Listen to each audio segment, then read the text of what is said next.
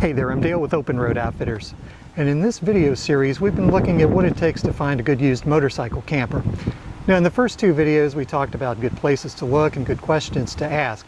In this third video we're actually going to take a look at a motorcycle camper and hit some of the spots that you want to check out when you go to see one in person. So here's where to start. Now before you go, set up a time when you can see the camper in daylight and when you'll have plenty of time to set it up and look it over. First appearances matter, and when I first look at a used camper, I want to see that it's been stored in a dry place and not parked in the backyard under a tree. But here are some other things to look at. Check to see that the camper box is sitting level on the suspension, and then look at the underside. Underneath it might be dirty, but just look for anything unusual, like holes or punctures or anything hanging down or broken or any significant rust. Does the tongue look straight? And does the coupler work? Now, check out the wheel bearings. You can do this by putting the camper up on the jack stands and get it high enough that you can get the wheels off the ground. Spin the wheel and try to move it in and out. The wheels, you should see those spin freely with no binding, and there shouldn't be any side-to-side play.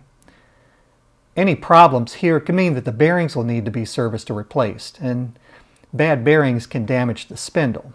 If the camper uses half axles, you can swap out one side, but if it's a solid axle, like a lot of campers, you'll have to swap out the whole axle.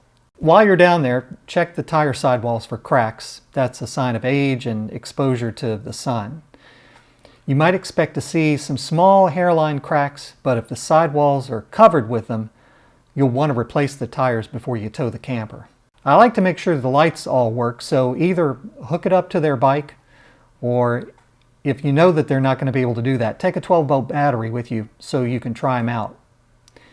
Run through each one and check to make sure everything lights up as expected. The plug on used campers is often changed over the years to make it work with different vehicles, so make sure whatever's on there is in good condition and that it operates all the lights properly. So the camper looks good enough on the outside and the lights work. Have the owner set it up so you can see how that's done, and while they're doing that, take a good long look at the tent. With used campers, the biggest issue is the condition of the tent. You have to make sure it's in good shape because they're very expensive to replace if you can get one. If you're looking at a camper that's no longer made and it needs new canvas, you could be stuck. Now again, with that canvas, small blemishes and discolorations, they're to be expected. Small repairs in the tent or screens, that doesn't scare me too much. But anything that's torn, that hasn't been fixed, tells me maybe the camper hasn't been that well kept. And if it's ever been put away wet, or it's been exposed to the elements and gotten water inside, you're going to know it as soon as you open it up. If you see or smell mildew or see mold, I'd recommend you skip it and look for another camper. Mold and mildew are hard to remove from tent material. That also means that the camper might have been exposed to wet conditions for a long time. Plywood and OSB will swell up when they're exposed to water, and OSB in particular over time will just crumble apart. Make sure it has all the poles and the hardware that's needed because sometimes that stuff can get separated from the camper. You know, when I first started Open Road, I sold a bike and a camper to a buddy of mine who lived on the West Coast, and he flew out and took the bike and the camper back home, and I was cleaning out the garage a couple of months later and I found all the poles that went with the camper. And so I called him up and I said, hey, you're not going to be able to use this camper without the poles. Do you want me to send them? And he said, don't worry about it.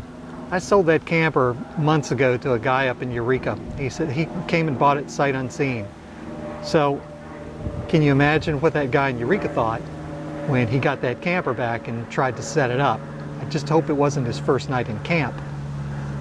Before you close the deal, ask the owner for the camper paperwork and compare the VIN with what's on the title or certificate of origin. If they don't match, that's going to complicate the registration process. Well, that about does it for me on this topic of used motorcycle campers. I hope you found this series useful. If there are questions that I didn't answer, I want to invite you to use the comments field below to submit those, and I'll be happy to answer them. And if you have purchased a used camper and you have some experiences you'd like to share, I'd like to hear those as well.